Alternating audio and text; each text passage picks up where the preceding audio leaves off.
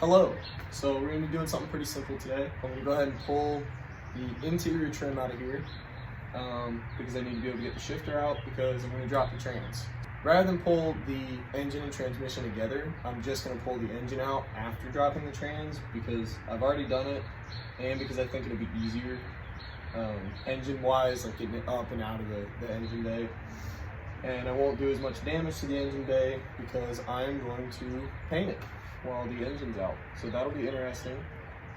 But yeah, let's get right into it. All right, so the only thing that I actually need to pull out of here is gonna be the shift knob and the actual shifter itself, and then the trim piece that surrounds it.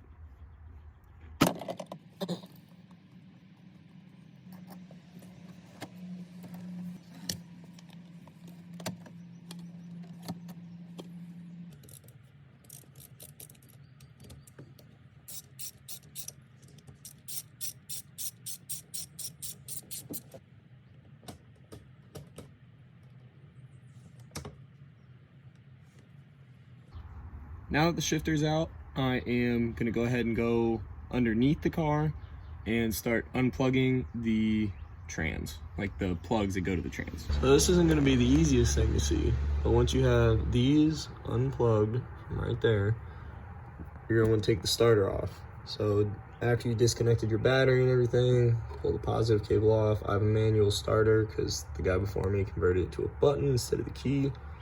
Go ahead and pull those off, pull the starter off. Yeah, and then make sure you get your speedo as well. Now that those have been dealt with, you need to grab a drain pan. That drain pan's gonna catch all the fluid from the trans. I'm gonna pull a little drain bolt, drain all that out. Then I'm gonna pull the drive shaft. Then theoretically, just the bolts around the outside and they'll support, pull it out. Hello. So I don't exactly remember where I left off. However, transmission is out, which is super cool. It wasn't especially difficult, and the good news is the rear main I put in 2 weeks ago is still good. It's not leaking at all, which is really nice, because last time when I pulled this out, the entire inside of the bell housing and the bottom was full of oil, which wasn't awesome, but proved that it was the rear main that was leaking oil. Whatever. Anyways, the rest of this video, I'm gonna try and do a quick time lapse of me unplugging some more of the stuff that's in the engine bay. And that's it. This car is incredibly simple. It's not very complicated at all.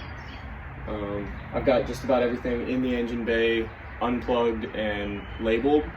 So all I gotta do is unplug some more of the stuff around, like related to oil pressure. So unplug those, drain the engine oil, pull the engine whenever I get a hoist. Not especially difficult the second time. First time is a lot more annoying. Let's get right into that.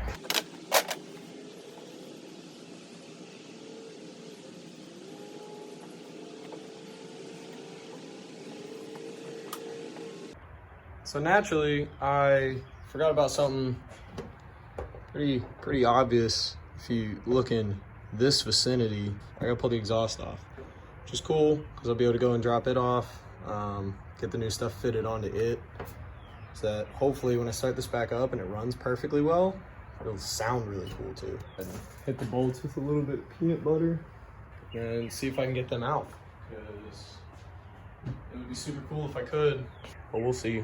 Hello again. It's been a while. Again. I got a bunch of stuff done this time. Boom. Exhaust. Deleted. Just cut the muffler off because I couldn't get it out without dropping 7 million things. Tried to drop the sway bar. Didn't work. So cut it off. Because I got another one. Drive shaft was out earlier. Whatever. Big mess up under here. But no exhaust. I also learned, very cool, RB. Racing beat. Set of racing beat headers. Very neat. What does this mean for the car? So it means all I gotta do is unplug the oil pressure sensor on the bottom and it is ready to come out. I'm honestly pretty excited because this is kind of the first step to making it what I want it to be, because it doesn't run. So once it runs right, then I can start doing, I already have wheels for it, but I can do the body kit, paint. I've decided I'm gonna paint the engine bay black. Because it's eventually gonna be white, I am probably going to do a black and maroon block. So do the housings maroon, do the irons and front cover black, because the interior is red, or the interior is maroon. So it'll be a white over red car, or white over maroon interior, exterior, with black engine bay with maroon housings, which I think would be really, really, really neat. But yeah, that's probably gonna do it for this video. I'm gonna get things tidied up here.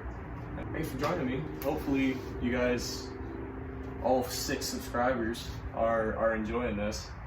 It's something I've wanted to do for a while, and you know, it's been a lot of fun. It's a lot more fun when I have a tripod to hold it rather than like trying to hold it on my face and everything. And that's about it. So hope you guys had a good night, and enjoy the rest of your day.